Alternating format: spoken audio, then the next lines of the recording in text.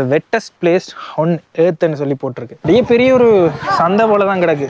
உலகத்திலேயே மிக அதிகமான மலை வீழ்ச்சி கிடைக்கிற இடம். சரி, இதில் பானிபூரி எடுத்திருக்கேன். பானிபூரி சாப்பிட்டு போகும்னு சொல்லி. Your name is teacher. Full name teacher. Teacher பேரே டீச்சர். வித்தியாசமா இருக்குல்ல? வித்தியாசமா இருக்கு. இப்போதான் முதல் தடவை ஒரு பேரை வாழ்க்கையிலே கேட்குறேன். பேரே வந்து டீச்சர். டீச்சர். கறியை வந்து இவங்க அரைச்சு தான் பண்ணுவாங்க. ஒரு மாதிரி கவுச்ச வாசம் மாதிரி அடிக்கும். கேரளால இருந்து இருக்காராமா? கேரளாவும் பெங்களூரும். அங்கமாலி. கொச்சின் அங்கமாலி. கோழியின் கால். இந்த இடத்துல எல்லாமே இருக்கு. இங்கே பாருங்க, ஸ்வீட் பொட்டேட்டோ, உருளைக்கிழங்கு. வித்தியாசமான விஷயம் நான் கேள்விப்பட்டேன். நான் இந்த மேகாலயாவில் ஒரு ஆணும் பெண்ணும் திருமணம் செய்யணும்னு சொன்னால், தமிழ்நாட்டில் இருந்துட்டு வாரீங்கன்னா ட்ரெயின் 3 நாள் பயணம். சில இடங்களில் ஒரு வருஷம் பெய்கிற மழையே வந்துட்டு இங்கே ஒரு நாள்லேயே பெஞ்சு முடிச்சிடும். லாங்குவால ஒரு பழம், நல்ல பழம் புளிஞ்ச பாருங்க, அப்படியே தண்ணி ஆரஞ்சு புளிஞ்ச போயிருக்கு. அந்த மாதிரி இங்கே முடிஞ்சால் பெரிய எண்ணெய் பழம் வாங்கி சாப்பிடுங்க.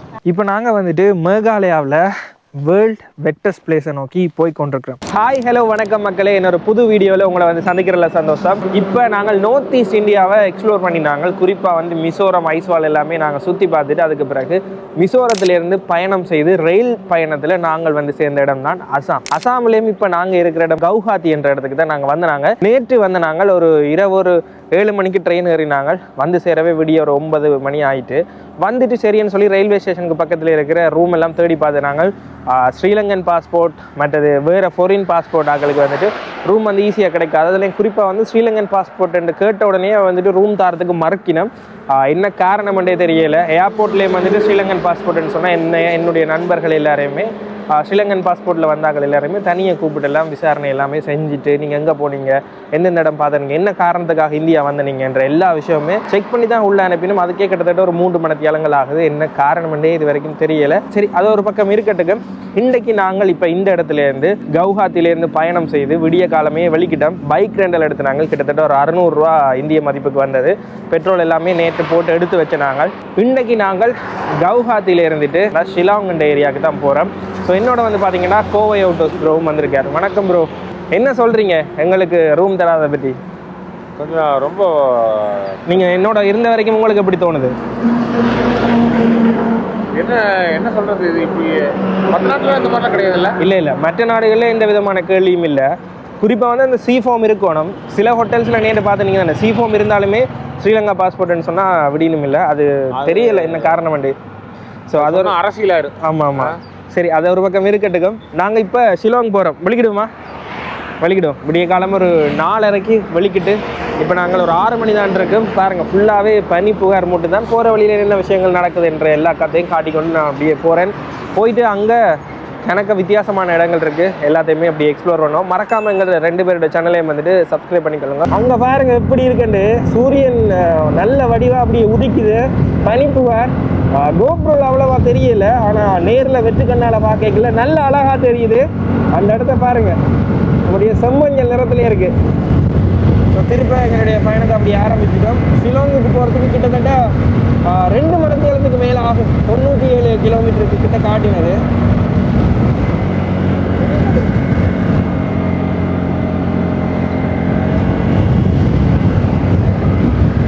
நாங்கள் உண்மையிலேயே வந்துட்டு மிசோரம் முடிச்சுட்டு அடுத்ததாக மணிப்பூர் தான் போகிற மாதிரி இருந்தது. அங்கே போகிறதுக்கு அந்த பெர்மிட் எடுக்கணும். அதே நேரத்தில் குறிப்பாக வந்துட்டு இப்போ அங்கே உள்நாட்டில் 2 இனக்குழுக்கு இடையில் வந்துட்டு பிரச்சனை போய் கொண்டிருக்கு. பெரிய அளவில் மோதல் போய் கொண்டிருக்கு. இது பல வருஷமாகவே நடந்து கொண்டிருக்காம். அதால் வந்துட்டு அந்த பகுதியை நாங்கள் போகிறத வந்து தவிர்த்து கொண்டு நாங்கள் இருந்தாலும் போயிருக்கலாம். ஆனால் போகிறது தவிர்க்கிறது நல்லமென்று நாங்கள் அப்படியே அதை நிப்பாட்டிட்டு தான் நாங்கள் இங்கே வந்திருக்கிறோம். ஸோ இந்த பகுதியில் தான் அப்படியே எக்ஸ்ப்ளோர் பண்ண போகிறோம். போகிற வழியில் பார்த்திங்கன்னா பயங்கர குளிர். உள்ள தேர்மல்ஸ் போட்டுட்டு மேலே ஜக்கெட் போட்டுட்டு உள்ளுக்கு ஒரு டிஷர்ட் போட்டுட்டு தான் 2-3 லேயர் போட்டுட்டு தான் போட்டு கொண்டிருக்கிறோம். விடிய காலமாக நாங்கள் இப்போ அசாமில் இருந்துட்டு மேகாலயாவுக்கு வந்துட்டோம். அடுத்த ஸ்டேட்டுக்கே வந்துட்டோம். விடிய காலமாக பூரி எடுக்கிறோம். ப்ரோ வந்துட்டு நார்த் இந்தியாவிலேயும் தோசை தான் வேணும் அழுகிறாரு. அழகில் கேட்டேன் இருக்கான்னு. பிரியாணி இப்போ நம்ம அங்கே கிடச்சதில்ல. மிசோரத்தில் ஒரு கடையில் இருந்தது. அதே கடைசி நாள் தான் தெரியாது இவங்களுக்கெல்லாம். வளமை மாதிரி பூரி எடுத்திருக்கிறேன். மற்றது விடிய காலம் வரைக்கும் காலையெல்லாம் குளிரேறி கையெல்லாம் விரைச்சிட்டு ப்ரோ சொன்னவர் நாங்கள் வெளிக்கிடைக்க எல்லா தேர்மல்ஸ் எல்லாமே போட்டுட்டு வாங்கன்னு சொல்லி. ஜீன்ஸ்லேயுமே வந்துட்டு தேர்மல்ஸ் இருக்குது, அதுவுமே வந்து போட்டுக்கொள்ளுங்க.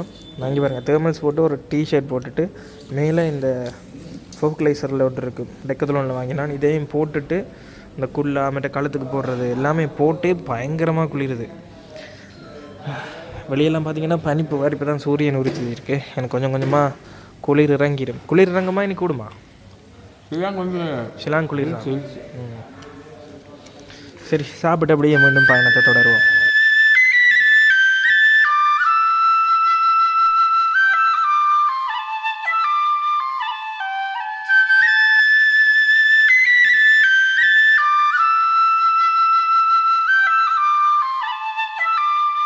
ஓகே, சரி, போகிற வழியில் நாங்கள் அப்படியே திருப்பூருக்கா இடைநிறுத்தி இருக்கிறோம். சாப்பிட்ட பிறகு கிண தூரம் பயணம் செய்து வந்த நாங்கள். அதுக்கு பிறகு நாங்கள் இடைநிறுத்தி இருக்கிறோம். காரணம் என்னென்னா ஓடுக்கில் வந்து குளிர் அதிகளவாக படுறதால தண்ணி விடாய் எடுத்தது. அதால் பைக் அதில் நிப்பாட்டிட்டு இதில் தண்ணி வாங்கி குடிச்சு நாங்கள். இந்த இடத்துல பாருங்க ஊறுகாய் எல்லாமே வித்தியாசமாக இருக்குது. இங்கே எத்தனை வகையான ஊறுகாய் இருக்குன்னு பாருங்க, விதம் விதமான ஊறுகாய்கள் இருக்குது. எப்படி இருக்குது இதுலாம் பார்த்தீங்கன்னா சின்னனா குட்டி குட்டியாக பீஸாக வெட்டிட்டு வச்சுருக்கணும். இது எங்கட ஊரில் இருக்கிற மாதிரி நெத்தலி மீன் இருக்குது தானே, அந்த மீனில் செய்திருக்கணும். ஆனால் இது ஆற்று மீனா இல்லை கடல் மீனான்னு எனக்கு தெரியல. இந்த பகுதியில் வந்துட்டு தண்ணி கிடைக்கும். அந்த தண்ணியை வந்துட்டு இலங்கையிலலாம் பார்த்திங்கன்னா கண்டின்னு வரையிலையாக போய்க்கல சின்ன குழாயால் எடுத்துகிட்டு வந்துட்டு வாகனங்கள் எல்லாம் கழுவிடும். அதே மாதிரி இந்த இடத்துல ஃபுல்லாகவே இருந்து கழுவி கொண்டிருக்கணும். அப்படியே மேலே பார்த்திங்கன்னா மூங்கில்கள் தான். நல்லா இருக்குது இந்த வீதியால் பயணம் செய்யக்கல. ஆனால் குளிர் தான் கொஞ்சம் கஷ்டமாக இருக்குது. ரோட்டுகள் எல்லாமே வந்து பார்த்திங்கன்னா நல்லா இருக்குது. இப்போ நாங்கள் வந்துட்டு மிசோரத்துக்கு போயிருந்தோம் தானே, மிசோரத்தில் எல்லாம் வீதிகள் எல்லாமே அவ்வளவுக்கு நல்லா இல்லை. இந்த பகுதியில் வீதிகள் எல்லாமே நல்லா இருக்குது. ஷிலோங் என்ன ஒரு 40 போட்டிருக்கு மைல் கிலோவில். நாங்கள் இங்கே நிற்கிறோம். இந்த வெகனார் இருக்குது தானே, சுசுக்கி வெகனார். வெகனாரில் ஒரு மாடல் சுசுக்கி மாருதி சுசுக்கியில். ஸோ இந்த வாகனம் எல்லாம் வந்து பார்த்திங்கன்னா இலங்கையில் கிட்டத்தட்ட 1 கோடி வரும். ஆனால் இங்கே வந்துட்டு எவ்வளோ வரும்னு சொல்லி ப்ரோட்ட கேட்போம். ப்ரோ இந்த சுசுக்கி வெகனார்லாம் எவ்வளோ வரும் இங்கே புது வாகனம்?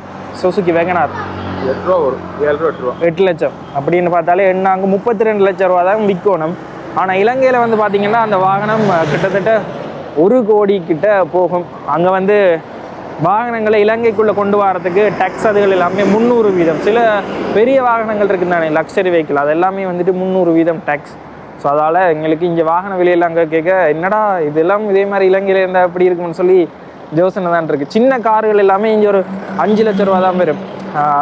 ஸோ அந்த காரை நாங்கள் சாதாரணமாக இலங்கை காசுக்கு கன்வெர்ட் பண்ணி பார்த்தா இப்போ இருக்கிற நாணய மாற்று விதத்தில் ஒரு 20 லட்சம் பேர் ரீசர்வ்னால ப்ரைஸ் தான். ஆனால் அதே வந்துட்டு நாங்கள் அந்த காரை வாங்குறதா இருந்தால் ஒரு 80 லட்சம் 1 கோடி செலவாகும். எப்படி இருக்கு நிலைமை? 3 மடங்கு தான் அங்கே நீங்கள் சொல்கிறத வச்சு பார்த்தா. ஆனால் 8 ரூபானா ஒரு 10 ரூபான்னு வச்சுக்கோங்க. 10 ரூபா. ஆனால் அதே கார் நாங்கள் எப்படி வாங்க போகணும்? ஆமாம், 1 கோடி அதிகம், 1 கோடி கூட எக்ஸ்ட்ரா கட்டுறோம்.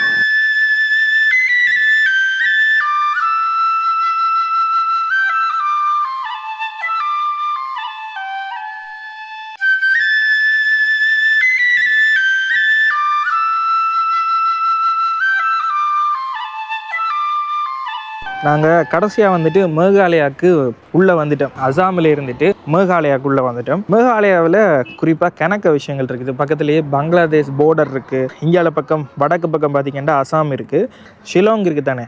இதான் இந்த மேகாலயாவினுடைய கேபிட்டல். அதை வந்து ஸ்கொட்லாண்ட் ஆஃப் ஈஸ்ட் என்றே சொல்லுவீங்க. லண்டன் இருக்குது தானே, லண்டனுக்கு பக்கத்தில் ஸ்கொட்லாண்டுன்ற ஒரு இடம் இருக்குது. அந்த ஸ்கொட்லாண்டுடைய ஒப்பானது. அதுக்காக வந்துட்டு இந்த ஷிலோங்கை வந்து ஸ்கொட்லாண்ட் ஆஃப் ஈஸ்ட் என்று சொல்லினோம். எப்படி இருக்குது லேக்குன்னு பாருங்கள். போகிற வழியில் ஒரு பெரிய லேக் இருந்தது.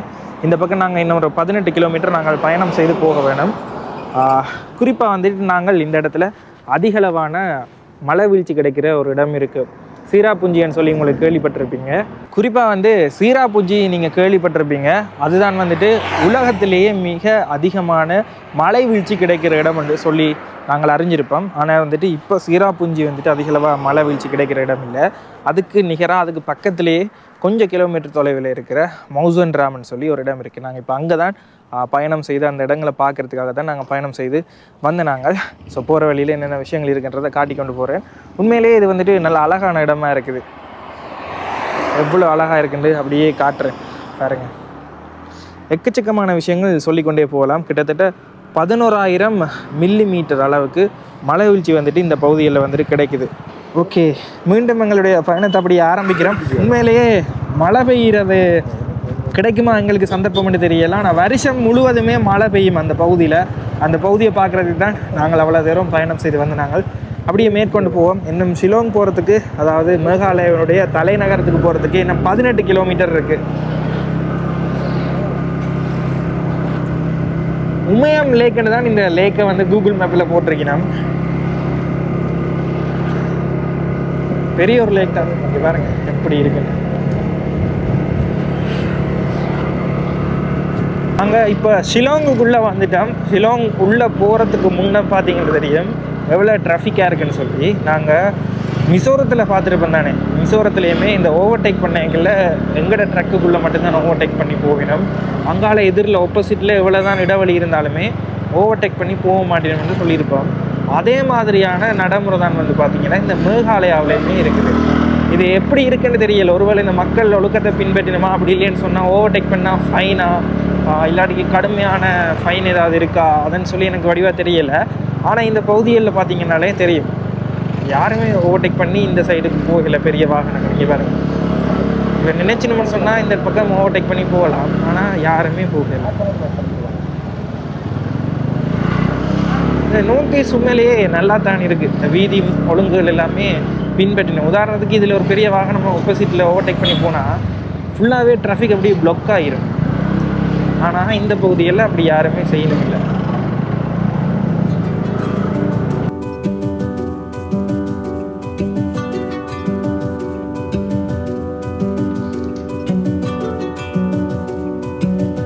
சரி, இப்போ நாங்கள் வந்துட்டு ஷிலோங் வந்து சேர்ந்துட்டோம். பார்த்துருப்பீங்க வார வழியில் பொதுவாக இந்த நோட்டீஸ்லேயே யாருமே ஹோனெல்லாம் தேவையில்லாமல் அடிக்க மாட்டேனும் போல். ஸோ வந்துட்டு ஒரு சின்ன ஒரு கடையில் டீ ஹேட், நாங்கள் இங்கே சாதாரணமாக டீ ஹேட்ட உடனே உங்களுக்கு மில்க் டீ தர மாட்டினோம். இந்த மாதிரி தேயிலை டீ தான் தருவினோம். பிளேன் டீன்னு சொல்லுவோம் இலங்கையிலாம். அடுத்து ஒரு முட்டை அவிச்சு வச்சுருப்பேன். இப்படியான கடைகளில் நோட்டீஸில் சாப்பிட்லாம். மற்ற கணவர் எனக்கு சொல்லியிருந்தேன், நீங்கள் சசியை நான் மலேசியாவில்னு சொல்லியிருந்தேன், இந்த நோட்டீஸை போனீங்கன்னா இந்த பழங்கள் சாப்பிடு, குறிப்பாக வந்து அன்னாசி வந்துட்டு நல்லா ஜூஸியாக இருக்குமென்னு சொல்லி. இப்போ எங்களோட பகுதிகளுக்கு வரைக்கெல்லாம் டிரான்ஸ்போர்ட் ஆகி கொஞ்சம் நாள் சென்று வரைக்கும் அது வந்துட்டு அந்த தண்ணி தன்மை போயிடும். ஸோ இங்கே வந்துட்டு நல்ல ஃப்ரெஷ்ஷாக இருக்குமென்னு சொன்னவன் எங்கேயாவது கிடைச்சா சந்தர்ப்பம் கிடைக்க குடிப்போம்.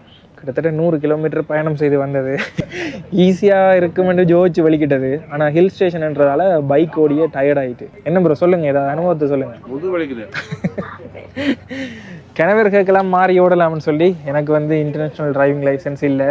சப்போஸ் இங்கே பிடிச்சிட்டுன்னு சொன்னால் தெரியாதா, ஃபைன் கட்ட வேண்டி வரலாம். இல்லைன்னு சொன்னால் நேரம் மெனக்கிடும்ன்றதால மாறி ஹெல்ப் பண்ணி ஓட முடியாமல் இருக்குது. இதுதான் ரீசன். போன வருஷம் எடுத்திருந்தேன்னா இந்த வருஷம் ரினியூவல் பண்ணணும். ரினியூவல் பண்ணால் தான் ஓகேயாக இருக்குது. சரி, இதுலேருந்து அப்படியே சாப்பிட்டு நாங்கள் வெளிக்கிடுவோம். கடையை பாருங்கள், சின்னனா ஒரு கடை. இந்த பக்கம் முழுக்க வாகனங்கள் ஓடிக்கொண்டே இருக்குது. குளிர்மையாக இருக்குது, அவ்வளோ வெயில் இல்லை. அதான் அண்டாண்டா முட்டையா. கோவை அவுட்டோஸ் காலாவதி ஆகின மாதிரி இருக்காது. டயர்ட் ஆகிட்டீங்க. சரி, வலிக்கிடுவோம். அதுக்கு பிறகு போகிற வழியிலே நாங்கள் கண்டுபிடிச்சிட்டோம் கணக்கிடங்களில் என்னாசி பழம் பெரிய பெரிய லொரி, பெரிய பெரிய கார்கள் அதில் எல்லாம் கொண்டெல்லாம் விற்கினோம். ஸோ இந்த மாதிரி சின்ன கார் இருந்தாலுமே அதில் ஃபுல்லாகவே என்னாசி பழம் எல்லாம் போட்டு விற்று கொண்டிருந்தோம். இந்த இடத்துல அதிகளவான பழங்கள் விற்று கொண்டிருக்கணும். ஸோ இங்கே வந்து என்னாசி பழம் நான் ஏற்கனவே சொன்ன மாதிரி ஃபேமஸ். அதால் சாப்பிட்டு பார்ப்போம். நீங்கள் முடிஞ்சால் பெரிய என்னாசி பழம் வாங்கி சாப்பிடுங்க. எங்களுக்கு வெட்டின வடியே கிடந்தது ஃப்ரெஷ்ஷாக தான் இருக்குது. நல்ல தண்ணித்தன்மையாக இருக்குது. மற்ற இனிக்குது.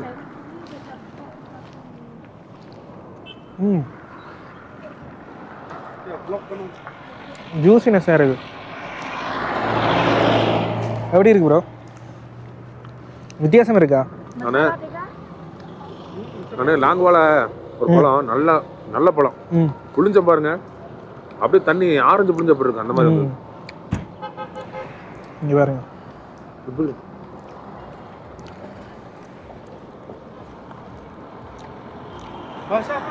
சூப்பராக இருக்குது.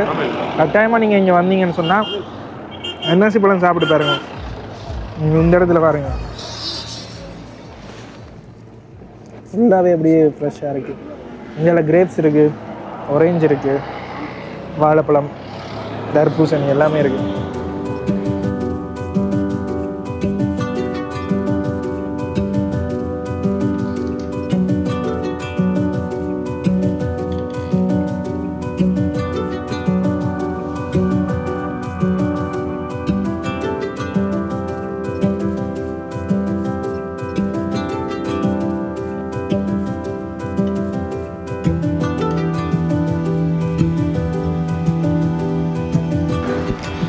ஷிலாங்கில் இருந்து அப்படியே வேர்ல்டு வெட்டஸ்ட் பிளேஸ் இருக்குது தானே, அங்கே தான் நாங்கள் போய் கொண்டிருக்கிறோம்.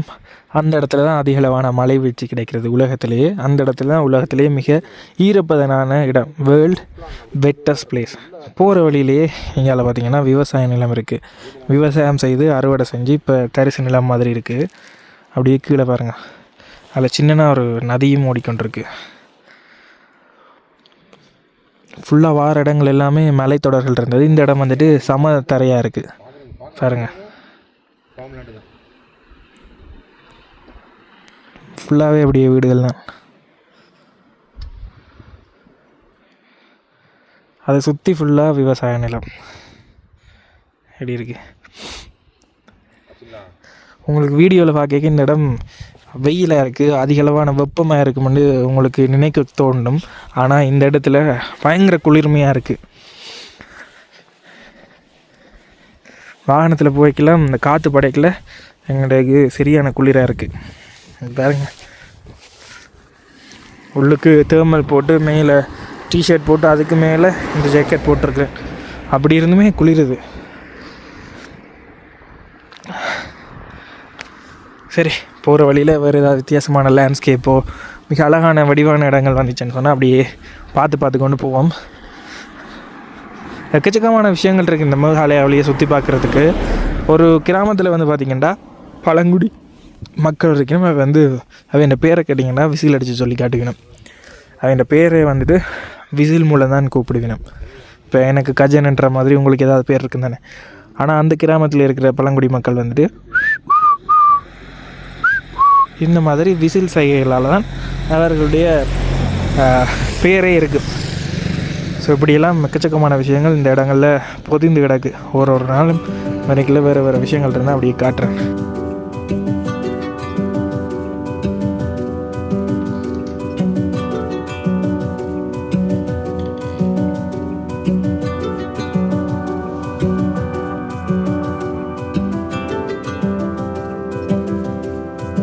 இப்போ நாங்கள் வந்துட்டு மேகாலயாவில் வேர்ல்டு வெட்டஸ்ட் பிளேஸை நோக்கி போய் கொண்டிருக்கிறோம். போகிற வழியிலே வந்து பார்த்திங்கன்னா தெரியும் எவ்வளோத்துக்கு பனி புகார் இருக்குன்னு சொல்லி. அந்த பக்கமாக எல்லாம் மலைத்தொடர்கள் அப்படியே போகுது. ஃபுல்லாகவே ஈரப்பதன் இருக்குது இந்த வழியில் வந்துட்டு. அவ்வளவு இந்த ஈரப்பதன் இருக்குது. பனி வேறு, இந்த ஈரப்பதன் தன்மைன்றது வேறு, ஹியூமிடிட்டின்னு சொல்லுவீங்க ஆங்கிலத்தில். அது வந்து அதிகளவாகவே இருக்குது. இந்த இடத்துல பார்த்திங்கன்னா தெரியும் காசி ஹில்ஸ், காசி மலைத்தொடர்கள். ஃபுல்லாகவே இந்த மேகாலயாவில் இந்த மலைத்தொடர்கள்லாம் இருக்குது. ஸோ அவ்வளோ குளிர்மையாக இருக்குது. அந்த பக்கமாக நாங்கள் போகணும். இன்னும் கிட்டத்தட்ட ஒரு 13 கிலோமீட்டர்கள் இருக்குது நாங்கள் போய் சேர்றதுக்கு. வார வழியிலெல்லாம் பார்த்தீங்கன்னு சொன்னால் அதிகளவாக விளைநிலங்கள் இருந்தது. நீரோடைகள் மாதிரி அப்படியே நதி அப்படி வந்து கொண்டே இருந்தது ஒரு பக்கத்தால். அதில் எக்கச்சக்கமான விளைநிலங்களை பார்க்கக்கூடிய மாதிரி இருக்குது. இப்போ விளைச்சல் எல்லாம் முடிஞ்சு வெறும் நிலம்தான் இருக்குது. இருந்தாலுமே அதிகளவான விளைநிலங்கள் இருக்குது. வேர்ல்டுலேயே அதிகளவான மழை வீழ்ச்சி கிடைக்கிற இடத்துல விவசாயம் செய்யாட்டிக்கு பிறகு என்ன, அதில் பைக்கை நிப்பாட்டிட்டு கொஞ்சம் நேரம் அப்படி இலைப்பாடுறோம். ஃபுல்லாகவே பார்த்தீங்கன்னா தெரியும் கரு மேகங்கள் தான் இருக்குது. அந்த பக்கமாக சூரியன் லைட்டாக வெளிச்சம் தெரியுது. வாகனங்களில் வந்து கொண்டிங்கன்னா உங்களுக்கு ஈஸியாக இருக்குது. நாங்கள் நினச்சினாங்க வெறும் 100 கிலோமீட்டர் தானேன்னு சொல்லி. ஷிலோங்கில் இருந்து கிட்டத்தட்ட இங்கே ஒரு 60 கிலோமீட்டர் நினைக்கிறேன். நாங்கள் நின்ற இடத்துல இருந்து 100 கிலோமீட்டர் ஷிலோங், மொத்தமாக 160 கிலோமீட்டர் தானே என்று ஜோதிச்சினாங்க. ஆனால் வாரத்துக்கு இப்போ நேரம் கிட்டத்தட்ட 2 மணி ஆகிட்டு. இப்படி 5 மணிக்கு எங்களுடைய பயணத்தை ஆரம்பிச்சினாங்க. இப்போ நேரம் 2 மணி ஆகுது. ஸோ இடம் எல்லாத்தையும் பார்த்துட்டு திரும்ப போகிறதுக்குள்ளே இருட்டிடும். என்ன இந்த பகுதியில் நார்த் ஈஸ்டில் ஒரு விஷயம்னு சொல்லி பார்த்தீங்கன்னா, ஒரு 5 மணிக்கு எல்லாமே எங்களோட ஊரில் 7 மணி 8 மணிக்கு எப்படி இருக்குமோ அதே மாதிரி இருட்டாக வந்துடும். அதோண்டு தான் இந்த இடத்துல பிரச்சனை. சரி, இதுலேருந்து அப்படி நாங்களுமே மேற்கொண்டு பயணத்தை தொடருவோம்.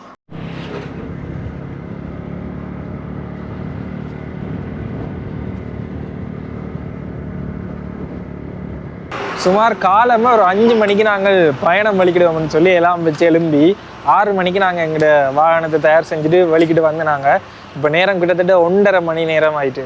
1 மணி தாண்டிட்டுது.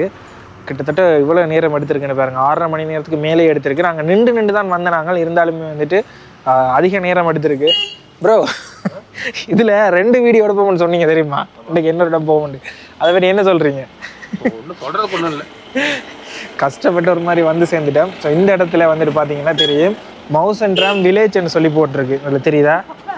மவுசன்ட்ராம் வில்லேஜில் தான் வந்துட்டு நாங்கள் இப்போ இருக்கிறோம். ஸோ இந்த பகுதி தான் வந்துட்டு உலகத்திலேயே அதிக மழை வீழ்ச்சி கிடைக்கிற இடம். கிட்டத்தட்ட 11,000 மில்லிமீட்டருக்கு மேலதிகமாக கிடைக்கும்னு சொல்லி நான் பார்த்தேன்னா. இப்போ உள்ளுக்கு போயிட்டு நாங்கள் என்ன மாதிரி இந்த இடம் இருக்குன்றதை பார்ப்போம். நாங்கள் விறகு முன்னம் சில பகுதிகளில் பார்த்தோன்னாங்க மழை பெஞ்சிருக்கு, விறகுல சூரிய ஒளி ஒழிச்சு கொண்டிருந்தது. இப்போ வந்து பார்த்திங்கன்னா தெரியும் ஃபுல்லாக கருமேகம். ஸோ எங்கட நல்ல நேரத்துக்கு மழை பெய்யாமல் இருக்கிறது நல்ல. மழை பெஞ்சுதுன்னு சொன்னால் தொப்பெல்லாம் நனைஞ்சிரும், திருப்ப போகிறதுக்கு கஷ்டமாக இருக்கும். ஸோ உள்ளுக்கு போயிட்டு இந்த கிராமம் எப்படி இருக்குன்ற விஷயங்கள் எல்லாத்தையுமே பார்ப்போம். அதே நேரத்தில் இந்த மேகாலயாவில் ஒரு வித்தியாசமான விஷயம் நான் கேள்விப்பட்டேன். நான் என்னன்னு சொல்லி பார்த்தீங்கன்னா, இந்த மேகாலயாவில் ஒரு ஆணும் பெண்ணும் திருமணம் செய்யணும்னு சொன்னால் பெண்ணுண்ட வீட்டில் தான் ஆண் போயிட்டு மிச்ச காலத்தை அப்படியே செலவழிப்பார். இப்போ பொதுவாக வந்துட்டு அது மற்ற பகுதிகளில் அப்படி இல்லைன்ற மாதிரி ஆன்லைனில் போட்டிருந்தது. பொதுவாக ஒரு திருமணம் முடித்தா வந்துட்டு ஆணுண்ட வீட்டை தான் பெண் வர்ற மாதிரியான நடைமுறைகள் இருக்குன்னு சொல்லி கேள்விப்பட்டேன். ஆனால் இந்த இடத்துல மட்டும் வித்தியாசமாக பெண்ணுண்ட வீட்டில் ஆண் போய் வசிப்பாருன்ற மாதிரி போட்டிருந்தது ஆன்லைனில். ஸோ இது சம்மந்தமாக யாருக்காவது தெரியுமென்னு சொன்னால் வீடியோக்குள்ளே கமெண்ட் பண்ணிக்கொள்ளுங்க. சரி, இதில் இருந்துட்டு இந்த கிராமம் எப்படி இருக்குது, இந்த மவுசன்ராம் வில்லேஜ் எப்படி இருக்குன்றதை அப்படியே ஃபுல்லாக சுற்றி பார்ப்போம். அப்படியே கிராமம் எப்படி இருக்குன்னு சொல்லி அப்படியே பார்த்து கொண்டே போவோம். கொஞ்சம் வேறுங்க மக்கள் எல்லாம் உள்ளுக்கெல்லாம் பஸ் வசதி எல்லாமே இருக்குது.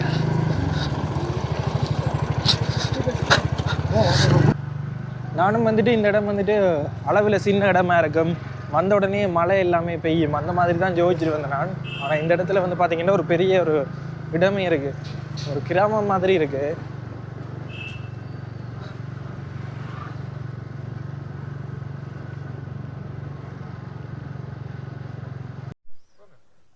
இந்த பக்கம் பார்த்தீங்கன்னா அப்படியே பெரிய ஒரு வியூ பாயிண்ட் இருக்குது. இந்த பக்கம் பாருங்கள் மலை, அதுக்கு பக்கத்தில் மேலே வந்துட்டு கருமேகம், இந்த பக்கமே அப்படியே ஈரலிப்பான காற்று, கீழே வந்து பார்த்திங்கன்னா அப்படியே அந்த பனி இருக்குது தானே, அதுவுமே அப்படியே இதுக்குள்ளே தெரியுது. உங்களுக்கு தெரியும்னு நினைக்கிறேன். குறிப்பிட்ட சில இடங்களில் வந்து பார்த்திங்கன்னா முன்னுக்கு போகிற வாகனங்கள் எதுவுமே தெரியலை. எங்களோட நல்ல நேரம்னு சொல்லணும், இந்த நேரத்தில் மழை பெய்யலை. நாங்கள் ஒரு மாதிரி அந்த சைன் போர்டு உள்ள இடத்த கேட்டு வந்துட்டோம். இந்த இடத்துல ஒரு சைன் போர்ட் இருக்குது, அதில் என்ன எழுதியிருக்குன்றதை அப்படியே காட்டுறேன். அதோட இந்த இடத்த பாருங்கள் எப்படி இருக்குன்னு சொல்லி. நீங்கள் வீடியோ ஆரம்பிக்க பார்த்துருப்பீங்க என்ன மாதிரி கிளைமேட் இருந்தேன்னு சொல்லி. இப்போ நாங்கள் இருக்கிற இடத்துலையும் கிளைமேட் எப்படி இருக்குன்றதையும் உங்களால் பார்த்து உணரக்கூடிய மாதிரி இருக்கும். மவுசன்ராம்னு சொல்லி. அடுத்தது த வெட்டஸ்ட் பிளேஸ் ஆன் எர்த்ன்னு சொல்லி போட்டிருக்கு, தெரியுதா பார்த்தீங்களா? Mawsynram the world wettest place on earth. உலகத்திலேயே மிக அதிகமாக மழை பெய்கிற இடம் வந்து இந்த இடம் தான். சீராபுஞ்சின்னு சொல்லி கேள்விப்பட்டிருப்பீங்க, அதுவும் வந்துட்டு அதிகளவாக மழை பெய்கிறேன்னு சொல்லி நாங்கள் படிக்கிற டைம்ல எல்லாம் கேள்விப்பட்டிருப்போம். ஆனால் அதுக்கு பிறகு இப்போ வந்து இந்த இடத்துல தான் அதிகளவாக மழை வீழ்ச்சி கிடைக்குது. சில இடங்களில் ஒரு வருஷம் பெய்கிற மழையே வந்துட்டு இங்கே ஒரு நாள்லேயே பெஞ்சு முடிச்சிடும். உங்களுக்கு விளங்குதானே நினைக்கிறேன். உலகத்தின் சில பகுதிகளில் ஒரு வருஷம் முழுக்க பெய்யுதுன்னு வச்சுக்கொள்ளுங்க. குறிப்பாக வந்து இலங்கையில் வந்துட்டு ஒரு 100 மில்லிமீட்டர் மழை வந்துட்டு வருஷத்தில் கிடைக்குதுன்னு சும்மா ஒரு கணக்குக்கு வச்சுக்கொள்ளுங்க. ஆனால் அதே 100 மில்லிமீட்டர் மழை வந்துட்டு இங்கே ஒரு சில மணி நேரங்களில் இல்லை ஒரு நாள்லேயே இங்கே வந்து பெய்து முடிச்சிடும் மழை. ஸோ அந்தளவுக்கு இங்கே அளவீடுகள் இருக்குது. ஸோ நீங்கள் இது சம்மந்தமாக அதிகளவாக உங்களுக்கு தேடணும்னு சொன்னால் ஆன்லைன்லேயே நீங்கள் தேடி பார்த்தீங்கன்னா இது சம்மந்தமான எக்கச்சக்கமான விஷயங்கள் வந்துட்டு உங்களுக்கு தெரிய வரும். நான் நினைச்சே கூட பார்க்கல உலகத்தில் இப்படியான இடத்துக்கெல்லாம் நான் போவேன்னு சொல்லி. நான் வந்து ஈக்குவேட்டருக்கு போயிருக்கிறேன். உலகத்தை வந்துட்டு 2ஆக பிரிக்கிற கோடு இருக்குது தானே, ஈக்குவேட்டர்னு சொல்லிடும். உகண்டாவில் இருக்குது, கென்யாவில் இருக்குது. ஸோ இந்த பகுதிகளால் கற்பனை கோடுன்னு சொல்லி, ஸோ அந்த பகுதிக்கு எல்லாமே போயிருக்கிறேன். ஆஃப்ரிக்காவில் இருக்குது. அதே மாதிரி உலகத்தில் வேறு பல இடங்களுக்களால் அந்த கோடு வந்துட்டு ஊடறுத்து போகும். அதுக்கு அடுத்ததாக வந்துட்டு இந்த இப்படியான இடங்களுக்கு போக வைக்க வந்துட்டு ஒவ்வொரு டாஸ்க்கை வந்து ஃபுல்ஃபில் பண்ணின மாதிரி இருக்கும். ஓகே, இந்த இடத்துக்கு போயிட்டோம்னு சொல்லி அப்படியே பக்கெட் லிஸ்ட்டை போட்டுக்கொண்டே வரலாம். ஓகே, கடைசியாக இந்த இடத்துக்கு வந்ததை நினச்சி சந்தோஷமாக இருக்குது. அப்படியே நாங்கள் இந்த இடத்துல இருந்துட்டு அப்படியே கிராமத்துக்குள்ளே போக போகிறோம். இந்த பக்கமுமே ஏதோ ஊர் இருக்குது போல், மக்கள் வாகனத்தில் போய் வர்றதெல்லாம் பார்க்கக்கூடிய மாதிரி இருக்குது. நீங்கள் இங்கே பைக் ரெண்ட் பண்ணிட்டு வராதீங்க. ஷிலாங் வந்துட்டு ஷிலாங்கில் இருந்துட்டு நேரடியாக வாங்க. நாங்கள் வந்துட்டு அசாமில் இருந்தால் எவ்வளோ தூரம் பயணம் செய்திருந்தாங்க, அந்த மாதிரி செய்யாங்க. அது அடுத்த ஸ்டேட், அடுத்த மாநிலம். நீங்கள் வந்து மேகாலயா வரைக்கும் மேகாலயா வந்து சுற்றி பார்க்க இந்த இடத்துக்கு வந்து கொள்ளுங்க. இல்லைங்க, சொல்லுங்க. பைக் ரெண்டல் எடுத்தோம்னா தான் நமக்கு கம்மி எக்ஸ்பென்ஸ். சரி அது உண்மைதான்.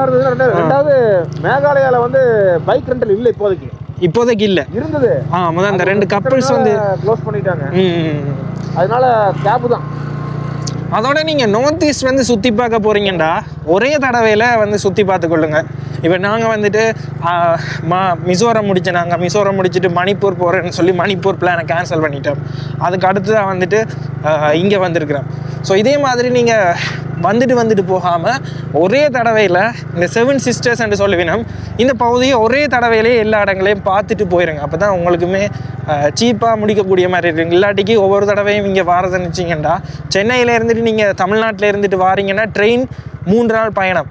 அப்படியே இல்லை ஃப்ளைட்டில் வர போகிறீங்கனாலுமே ஃப்ளைட் வந்துட்டு செலவு தானே. அதால் வந்துட்டு ஒரு தடவை வந்தீங்கன்னு சொன்னால் குறிப்பாக நான் அதுக்கு ஒரு சின்ன டிப் சொல்கிறேன். நீங்கள் அசாம் வாங்க. அசாம் வந்துட்டு கவுஹாத்தியில் இருந்துட்டு பைக் ரெண்டல் இருக்குது. பைக் ரெண்டல் எடுத்துகிட்டு மற்ற இடங்களுக்கு போய்க்கொள்ளுங்க. அதான் உங்களுக்கு ஈஸியாக இருக்கும். என்ன மற்ற இடங்களில் வந்துட்டு பைக் ரெண்டல் எல்லாமே இல்லை. சில இடங்களில் பைக் ரெண்டல் இல்லை. அதனால் நீங்கள் கவுஹாத்தி வந்துட்டு கவுஹாத்தியில் பைக் ரெண்டல் எடுத்துகிட்டு இந்த பகுதி எல்லாத்தையுமே சுற்றி பார்த்துட்டு நீங்கள் போகிறது உங்களுக்கு ஈஸியாக இருக்கும். ப்ரோட கேட்டுப்பாங்க. ப்ரோ என்ன சொல்கிறீங்க? கவுஹாத்தி வந்துட்டு மிச்ச இடங்களை சுற்றி பார்க்குறது ஈஸி தானே? அசாம் தான், கவுஹாத்தி தான் சென்டர். அங்கே வந்துட்டு கவுஹாத்தி இறங்கி அங்கேருந்து மற்ற இடத்துக்குலாம் வரணும். மவுசன்ட்ரமில் ஒரு சின்ன கிராமம் மாதிரி இருக்குமென்னு நினச்சி பார்த்தனாங்க. ஆனால் வந்து பார்த்திங்கன்னா இங்கேயே அதிகளவாக பெரிய ஒரு இடமே இருக்குது. பஸ் வசதிகள் எல்லாமே இருக்குது. இங்கே பார்த்திங்கன்னா சின்ன சின்ன கடைகள் எல்லாமே இருக்குது பாருங்கள். ஒரு 100 தொடக்கம் 200 மீட்டருக்கு தான் இந்த டவுனே இருக்குது.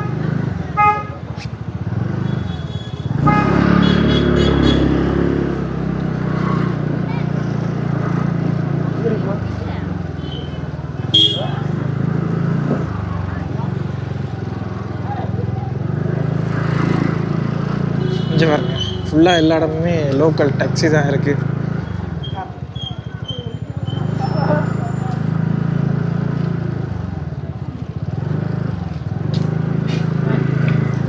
வெல்கம் டு மவுசன்ட்ராம்னு போட்டிருக்கு. இந்த இடத்துல தான் நாங்கள் சாப்பிட்டுட்டு எங்களுடைய பயணத்தை ஆரம்பிக்க போகிறோம். அந்த பக்கம் ஃபுல்லாகவே வந்து பார்த்திங்கன்னா நாங்கள் விரைவில் கருமுகம் எதுவுமே இல்லை. இப்போ கருமுகம் போட்டு மழையுமே பெய்ய போகுது.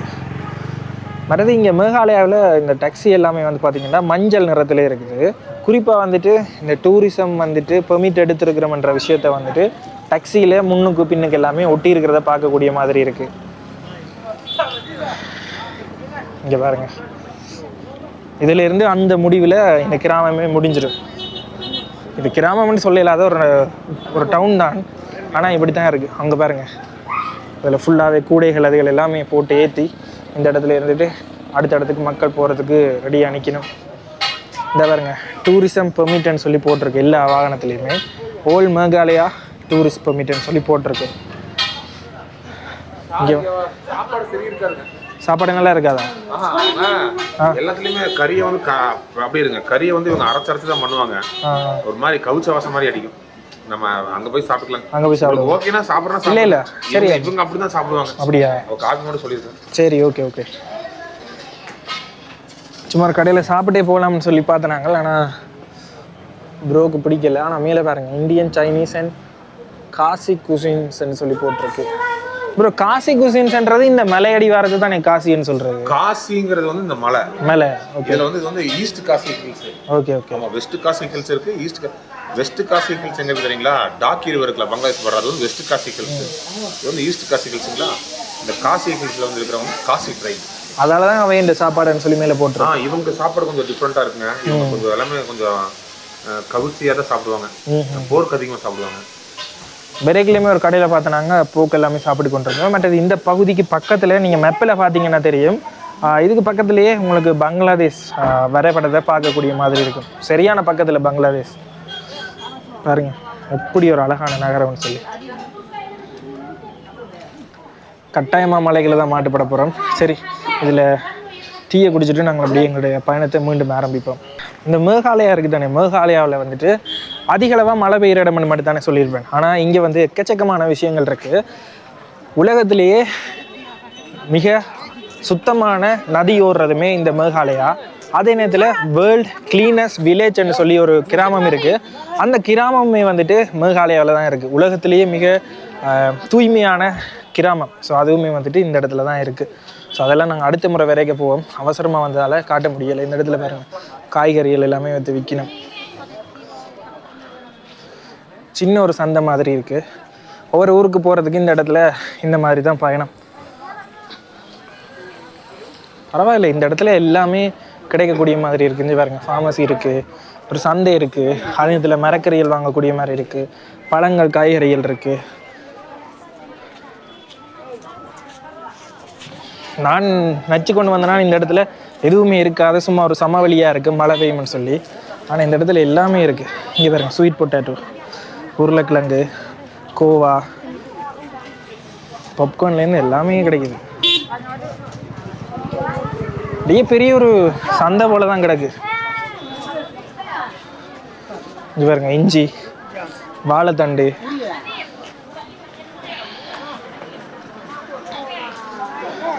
நல்லா இருக்கு இந்த கிராமமே.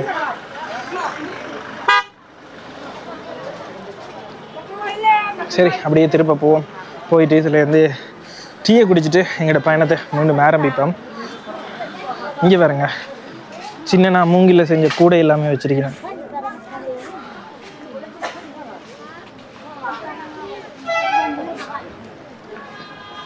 இந்த மேகாலயாவில் தான் வேர்ல்டு வெட்டஸ்ட் பிளேஸுமே இருக்குது, வேர்ல்டு கிளீனஸ்ட் வில்லேஜ் இருக்குது, இந்த சுத்தமான ஒரு நதியுமே இங்கே தான் ஓடுதுன்ட்டு எல்லாமே சொல்லுவேன். ஸோ மேகாலயா வந்தீங்கன்னா எக்கச்சக்கமான விஷயங்கள் இருக்குது, ஒவ்வொன்றா சுற்றி பார்த்துட்டு போகக்கூடிய மாதிரி இருக்கும். அதிகளவான ஹோம் ஸ்டே எல்லாமே இருக்குதுன்னு சொல்லி போட்டிருக்கு. லொட்ஜ் இருக்குது, கஃபே இருக்குது. மற்றது இடைக்கில் நாங்கள் ஒரு பெரிய ஒரு விழா மாதிரி ஒன்றுமே பார்த்து நாங்கள் இந்த பக்கம் போயிட்டு வரைக்கல. ஸோ எல்லா விதமான தங்குறதுக்குரிய வசதிகளுமே இந்த இடத்துலையுமே இருக்குது. நோர்த் ஈஸ்ட்டை பொறுத்த வரைக்கும் திருப்ப சொல்கிறேன்னு யோசிக்க வேணாம், இந்த பயணம் தான் கஷ்டம், போக்குவரத்து தான், அதுதான் மிக மிக கடினமான விஷயம். இந்த இடத்துலலாம் பாருங்கள், இதில் ஒரு 10 பேர் ஏற்ற வேண்டிய இடத்த ஒரு 20 பேரை ஏற்றி அடைஞ்சு மேலே எல்லாம் பொருட்கள் எல்லாம் ஏற்றி கொண்டு தான் போவினோம். ஆப்பிரிக்காவுமே இதே மாதிரி தான் இருக்குது. வீதிகள் எல்லாம் ஓரளவுக்கு மேகாலயா நல்ல இதாக இருக்குது. ஆனால் நாங்கள் தானே மிசோரம், அங்கே மிசோரத்தினுடைய கீழ்ப்பகுதிக்கெல்லாம் போய்க்கல. அது வந்துட்டு ரோட்டுகள் வீதிகள் எல்லாமே அந்தளவுக்கு நல்லா இருக்காது. என்னது சிக்கன் லெக்? ஆமாம், காட்டுங்க. கோழின்ற கால் இது பாருங்க. Tamil Nadu. South side. Have you been there? I have been in Kerala and Kerala. Kerala and Bangalore. Bangalore. Okay. I was in Kerala for 6 years. 6 years. You worked there? Yeah. And then Bangalore for 7-8 years. 7-8 years. What's your age? My age right now is 31. So you went there in a small age. Bangalore. இங்கே பாருங்க, இவருக்கு வந்து இப்போ தான் 31 வயசாம். ஆனால் 7 வருஷம் கிட்டத்தட்ட 5 வருஷமே இதை சொன்னவர் மொத்தமாக ஒரு 10 வருஷம் சவுத் சைட்லேயே வேலை செஞ்சுருக்கிறாராம். கேரளால இருந்திருக்காராமா? கேரளாவும் பெங்களூரும். In Kerala in Angamaly, Cochin, Angamaly, Cochin, Ernakulam, Pichinakar, this village. Pichinakar village. Pichinakar village. பிச்சினாக்கர். ஏதோ வில்லேஜ்ன்ற பேர் சொல்கிறேன், அது சரியா வரல. ஆனா அது பிச்சினாக்கர் இல்லை ப்ரோ. கேளுங்க, அவருக்கு 31 வயசாம். How many years you spent totally there? I spent in South, I think around like 18 years. 18 years. 18 வருஷம். அப்போ வாழ்க்கையில் பாதி காலம் வந்துட்டு சவுத்லாம் வாழ்ந்துருக்கார். I love South place. South place. You love South? You are here. I'm from yes. Now you married and you settled down here. Okay. I love South place, like especially Kerala people are very good. Kerala people. Tamil, you came Tamil Nadu? Tamil, I will need that. Tamil Nadu, Only Very that, Chennai. Chennai. Tamil people good? Tamil people are good. அவர் வந்து கேரளா கேரளா நல்லா சொல்லிட்டு எங்கட ஆள் வீடே இல்லை, தமிழாக்கள் என்ன மாதிரின்னு சொல்லி கேட்டிருக்கேன். My name is teacher. Teacher? Yes. Teacher. Your name is teacher? Full name teacher? Teacher. பேரே டீச்சர். வித்தியாசமா இருக்குல்ல? வித்தியாசமா இருக்கு. இப்போதான் முதல் தடவை ஒரு பேரை வாழ்க்கையிலே கேட்குறேன். பேரே வந்து teacher. Teacher. Nice to meet you, brother. Your name? Kajan. Kajan. You came for Tourism. You'll go now there. Yeah, we went there. There's one tourist there. Yeah. Oh, view பாயிண்டா? இந்த இடத்துல பாருங்க, முள்ளங்கி இருக்கு, மற்றது சுரக்காயன்னு நினைக்கிறேன், இலை வகை, கீரை வகை, எங்கட இடங்களில் கிடைக்கிற மாதிரி எல்லா இதுவுமே இருக்கு. இங்கே பாருங்க, குக்கும்பர் இருக்கு. இந்த இடத்துல காளானுமே இருக்கு, வெங்காயம், உருளைக்கிழங்கு அப்படின்னு சொல்லி எல்லாமே இருக்கு. சின்ன ஒரு காய்கறி கடை தான். ஆனால் எல்லா விஷயங்களுமே உள்ளே எடுக்கக்கூடிய மாதிரி இருக்குது. அந்த இடத்துல சின்ன கருவாடு மாதிரி எதுவுமே தொங்க போட்டு வச்சுருக்கணும். மல்லித்தூள் மாதிரி இருக்கு, அவ்வளோதான் தெரியுதுங்க. ஓ சாட் மசாலா, பானிபூரி மசாலா. இப்போ கஜன் வந்து பானிபூரி சாப்பிட போகிறாரு. என்ன சொல்லியே நீங்கள் மசாலா எல்லாம் வச்சுருக்கீங்க. ரகசிய மசாலா, ரகசிய பொடி. இங்கே வந்து ப்ரோ சொன்னவர் என்னன்னா அந்த பச்சை கறியை வந்துட்டு குழச்சிட்டு அப்படியே சாப்பிடுவீங்கன்னு சொல்லி. இவங்களுக்கு அந்த பழக்கம் அது கொஞ்சம், நமக்கு அது ஒரு மாதிரி புதுசாக இருக்கு, பிடிக்கிறது இல்லை, எனக்கு பிடிக்கிறது இல்லை. ஏன்னா இந்த வாசம் எங்களுக்கு ஒரு மாதிரி வருது. நாங்கள் ஃபுல்லாக சமைச்சு தானே சாப்பிட்ருப்போம் பூரணமாக.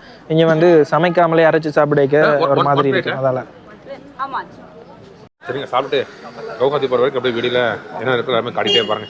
சரி, இதில் பானிபூரி எடுத்திருக்கேன். பானிபூரி சாப்பிட்டு போகும்னு சொல்லி எப்படி இருக்குன்னு பாப்போமா?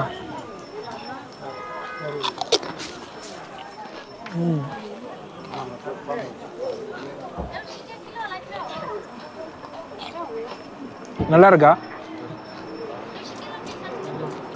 புளி தண்ணி.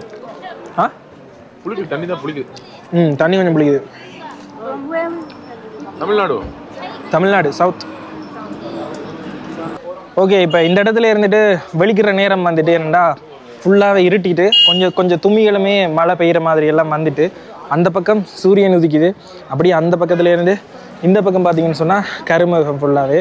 அதால் மழை பெய்ய போகுது. நாங்கள் இதில் இருந்துட்டு எவ்வளோத்துக்கு வெள்ளனை வலிக்கிறோமோ அவ்வளோத்துக்கு நாங்கள் போகலாம். ஏன்டா இங்கேருந்து ஷிலோங் போய் ஷிலோங்கில் இருந்துட்டு நாங்கள் திருப்ப கவுஹாத்தி போகணும். கிட்டத்தட்ட இப்படி 5 மணிக்கு வலிக்கிட்டு இங்கே 1:30க்கு தான் வந்து சேர்ந்தாங்க. அதே அளவு நேரம் பிடிக்கும் திருப்ப போகிறதுக்கு. இங்கே 5 மணிக்கு எல்லாமே இருட்டிடும். அதால் இப்போ வலிக்கிட்டால் தான் சரியாக இருக்கும். சரி, இதில் இருந்து அப்படியே பயணத்தை ஆரம்பிப்போம்.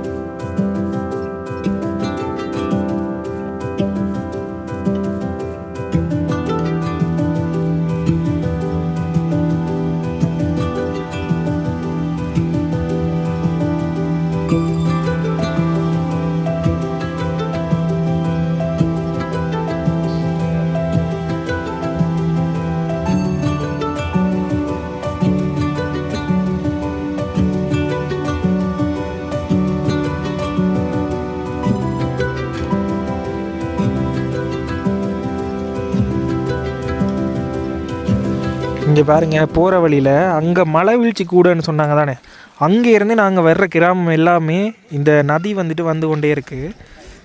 அதில் பாருங்கள், கல்லுகள் எல்லாம் எடுத்து துப்புரவு செய்யணும். மறுபடியும் இங்கே பெண்கள் எல்லாருமே உதவி செய்யணும். அவன் பாரம்பரிய உடை வந்து போட்டிருக்கணும் பாருங்கள். மேலே வந்துட்டு அந்த கூடை வந்து கொழுகிருக்கணும் தலையில். இந்த நார்த் ஈஸ்டில் எல்லாருமே தலையில் கொழுகின மூங்கில் கூடையில் தான் பயன்படுத்தினோம். அதிக அளவான பெண்களுமே வந்துட்டு ஆண்களுக்கு நிகராக வந்துட்டு வேலை செய்யணும். அந்த இடத்துல ஃபுல்லாகவே தண்ணி வருது.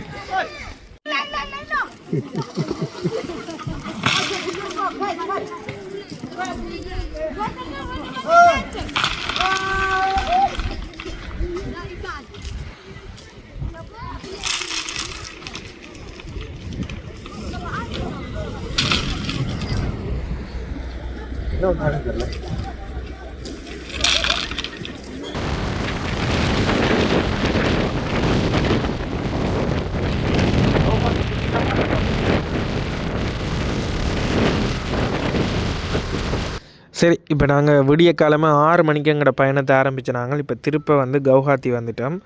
இப்போ நேரம் வந்து பார்த்திங்கன்னா 8 மணி. ஸோ 8 மணி ஆக போகுது. கிட்டத்தட்ட 12 மணி நேரத்துக்கு மேலே நாங்கள் பயணம் செய்திருக்கிறோம். இந்த இடத்துல பார்த்திங்கன்னா நாங்கள் கொண்டு வந்த பைக்கை திருப்ப கொடுக்க போகிறோம். பைக் ரெண்டல் கொடுக்குற இடம். இங்கே கணக்காக பைக்குகள் இருக்குது. காருமே வந்துட்டு இங்கே ரெண்ட் கொடுக்கணும். ஸோ இந்த பைக் வந்துட்டு நாங்கள் எடுத்தது கிட்டத்தட்ட 600 ரூபாய்க்கு. அந்த பைக் வந்து பார்த்திங்கன்னா ஹிமாலயன் 400 சிசியா ப்ரோ? 450 சிசி. இது வந்து 1500 ரூபாய்க்கு, 1800 ஒரு நாளுக்கு. அதாவது 24 மணி நேரம். சில இடத்துல இரவுக்கு வந்து இப்போ விடிய எடுத்துகிட்டு இரவுக்கே கொண்டு வந்து ரிட்டர்ன் கொடுக்க வேணும். ஆனால் இங்கே அப்படி இல்லை, 24 மணி நேரம். ஸோ நீங்கள் வர்றீங்கன்னு சொன்னால் கவுஹாத்தியில் பைக் ரெண்ட் பண்ணிவிட்டு நார்த் ஈஸ்ட்டை எக்ஸ்ப்ளோர் பண்ணுங்க. ஸோ நாங்கள் பைக்கை ரிட்டர்ன் கொடுத்துட்டு திருப்ப போயிட்டு ஹாஸ்டல் எப்படி இருக்குன்றதையும் அப்படியே காட்டுறேன். காட்டி இந்த வீடியோவை அப்படியே நிறைவு செய்து கொள்வோம். நாங்கள் இன்றைக்கி போன இடத்துக்கு அந்த இடத்துல 1 மணி நேரம் தான் நாங்கள் செலவழிச்சிருப்போம். மற்ற நேரமெல்லாம் இந்த பைக்கிலே தான் பயணம். ஒரு 200 கிலோமீட்டர் போக வரைக்கும் ஒரு 200 கிலோமீட்டர் அவ்வளோ நேரம் இதில் பயணம் செய்திருக்கிறோம். திருப்ப நாங்கள் வந்துட்டு ரூமுக்கு போகிறோம். இதில் இருந்துட்டு சரியான டயர்டாகிட்டு அதில் ஆட்டோவில் தான் போகிறோம். 100 ரூபா எடுக்கணும். ஆனால் இங்கே வந்து பார்த்திங்கன்னா இந்த ஆட்டோ எல்லாமே எலக்ட்ரிக் ஆட்டோ. இங்கே பார்த்திங்கன்னா தெரியும், தமிழ்நாட்டில் சென்னையில் ஓடுற மாதிரி ஆட்டோ இல்லை. இது வந்து ஃபுல்லாகவே எலக்ட்ரிக், எந்த வித சத்தமுமே வேறு இல்லை. அதே மாதிரி இன்னொரு ஆட்டோவும் இருக்குது, அது ரிக்ஷோ மாதிரியே இருக்கும், கொஞ்சம் நீட்டாக இருக்கும். அதுவுமே வந்துட்டு எலக்ட்ரிக் தான். டுக் டுக் அங்கே எல்லாம் இல்லைண்ணே, எலக்ட்ரிக் டுக் டுக் டுக் டுக். இங்கே வந்துச்சுன்னா காட்டுறேன்.